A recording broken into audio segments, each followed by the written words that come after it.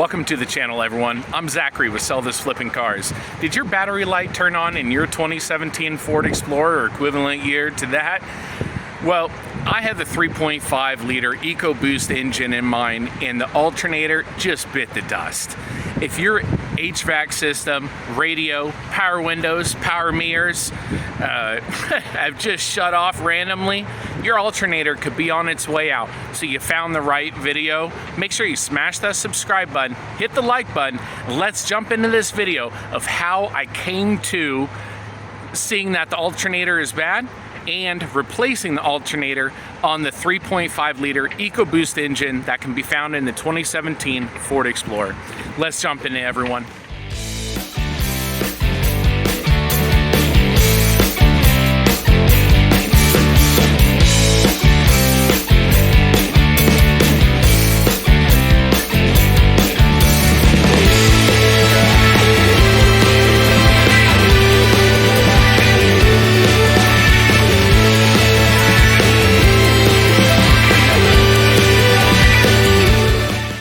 Welcome back to the channel, everyone. Did your HVAC or additional accessories turn off in your Ford Explorer while driving?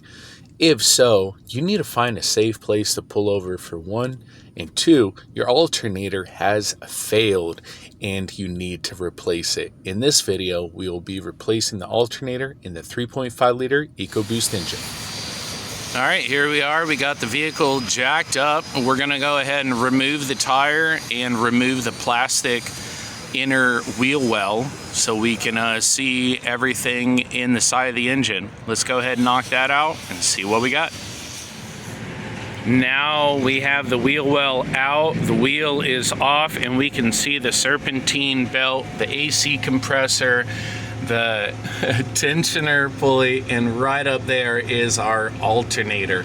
So next thing that we're gonna have to do, I unhooked my battery already, as you see there, just taking the negative side off.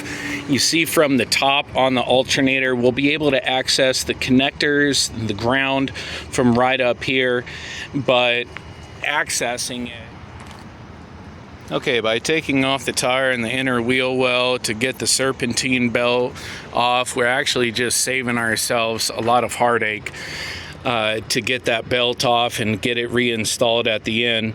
So we're gonna have to take this cooling fan off to actually get the alternator. As you see, it's right there. I went ahead and took my air box out already. You would have intake right here that mounts with two 8mm bolts, okay? That holds the air intake on. Take the tube off, take the box out, and we're gonna get the four 8mm bolts that are holding this cooling fan on. Let me go ahead and point out a couple. There's one right there, you see that? And if you follow that all the way down, there's gonna be the other. And then if you go to the right side, just go to the side, and you got one right there. You follow it all the way down, you'll have to access it from the bottom, and now I'll get that one. Then we'll be able to pull this entire cooling fan out. Definitely watch the cooling line right here. Oops, sorry, camera wanted to flip right there. Watch that. I went ahead and also removed my wire harness clips from the top of the cooling fan already as well. So you want to make sure you do that. Do not tug on any of the wires. All right, I went ahead and got the two 8mm bolts at the top. The bottom is just held in with it just sitting in a couple grooves. So we're able to actually pull this out now. Definitely watch that coolant line. We might have to actually pull it right there to gain some extra clearance. Goes from right here to right here. Let's go ahead and pull that off just to gain some extra clearance. I'm completely fine with that. It's not a coolant line, that's just a air line going to the back turbo from the intercooler. So let's go ahead and pull that off. We'll gain a little extra clearance, and then we'll be able to pull that cooling fan out without giving ourselves a hernia. All right, as you see, I went ahead and removed that intake line leading from there all the way up here. Now we got some nice space that we can get that cooling fan out. Remember, at the bottom of both cooling fans, you do have wire connectors. Okay, you see that one right there? I'm pointing at it. You got one right there, and you got another right there. Okay, the one on the left we'll be able to grab right now. The one on the right is going to be, we can grab it now, but when you go to hook it back up, the cooling fan will have to be in the vehicle. So let's go ahead and disconnect those two harnesses. Make sure you have the negative terminal off your battery, okay? And once we get those two harnesses off, we can pull the cooling fan out. All right, now that we have the cooling fan off, we can come back. We're looking at the new alternator. We went ahead and ordered on Amazon, OEM spec. This thing is beautiful at a fraction of the cost. I'm gonna throw the link in the video description down below. You have the power right here, you have the harness right here, and you have a bolt here and a bolt here, okay? Now the bolt on top is gonna have a nut. Okay, so we'll be looking for that, or it's going to be bolted into something. Okay, this one has a nut already on the back, so don't worry about it. It's already a part of the alternator itself. Okay, so since we got the cooling fan out, you can now see we have a lot more room to play in here. And the first thing that we're gonna go for is the power. Okay, we're going to grab that, and then we're going to grab the harness right there as well, and then we will go around to the front. The top bolt is not a problem. Okay, it's going to actually be pretty easy to grab. I went ahead and removed my main water pipe intake coolant hose leading to the radiator so I could get that space, and then I took this intake part out right here. If you want to take this one off as well, it will give you even more access. But if you look in there, the bolt the belt tensioner is actually guarding the bottom bolt, so we're going to have to take the belt tensioner off, which is great because we have the side wheel already off. So that'll be easy to grab, and then we'll be able to access everything else a lot easier in there as well. So, there we go. Let's go ahead and get that belt tensioner and go from there. All right, to get the power off of the alternator right here, it's a 13 millimeter. Okay, I went ahead and moved the other harnesses out of the way. Make sure you plug everything back in and remount it. As you see, I went ahead and took it off the valve cover right there as well. As you can see in there, here, I'm gonna zoom right into that. Sorry about that. All right, zoom right into that bolt right there. That is your stud. There we go.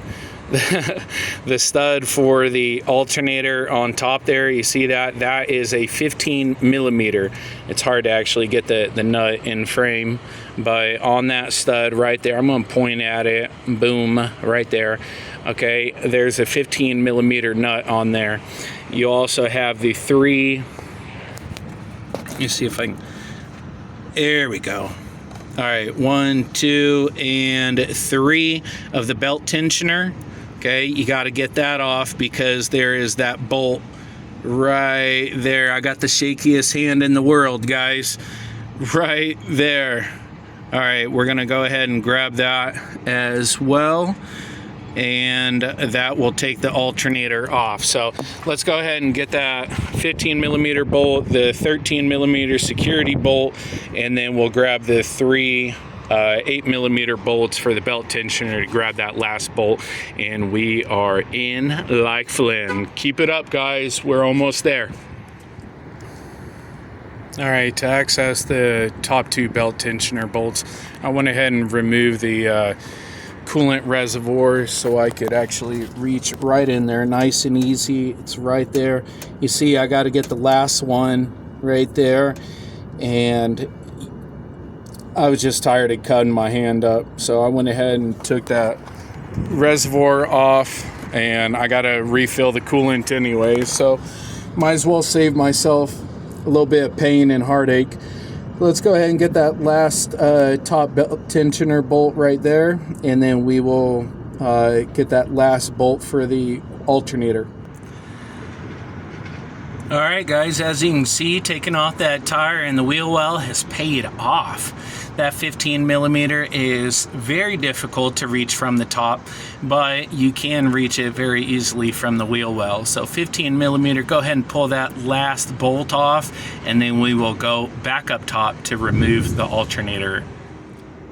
When removing the alternator, you want to put a pry bar right in here and go ahead and wiggle it some. It does have a little bit of tension on it because who knows how long that has been in there. But you see, we can have it wiggle a little. Okay, now we can go up top and see what's holding it back from freeing up the rest of the way. The 7 millimeter stud that was holding the top bolt on, make sure you take that stud off, and then the alternator should come right out. Alright guys, there we have it. The old alternator versus the new alternator. Looking so much more beautiful than the old alternator. We can see why this thing was gone. And it's rather old, and it's just not creating the voltage that it should anymore to keep the vehicle running properly. So here's the new alternator. We went ahead and got this on Amazon. It is OEM spec at a fraction of the cost, which is absolutely amazing. I'm going to throw the video I'm going to throw the link in the video description down below. Sorry about that, guys. I'm stumbling on my words here. Maybe I should take a break for water. What do you guys think? Let me know in the video comments down below. All right, guys. Just a little thing. Ford, I hate you. I hate you. Seriously. What is all this? For an alternator? Okay? This is ridiculous. I mean, I understand that you're trying to make money and you got overhead costs, but good God. I had to pull the cooling fan, the intake box, the reservoir, pulled the tire, the inner wheel well. We got the top of the plastic cover off. I mean, everything. The belt tensioner, and some of the turbo plumbing. But hey, we got it out. This job is a $2,000 job at the dealership. Guys, if I am saving you a lot of money on your Ford Explorer, replacing the alternator in the 3.5 liter EcoBoost engine, please, hey, smash the subscribe button, hit the like button, and if you're feeling giving, hey, smash that super thanks and send a coffee my way, will ya? I'm out of coffee right now. I'm going crazy. All right, okay. So we got it out. Now we're going to go ahead and take the new alternator, put it back in, and as you guys saw, we had to take the stud off to get the alternator out. So we get the alternator in its spot. The first thing that we put in to hold it in place is the stud.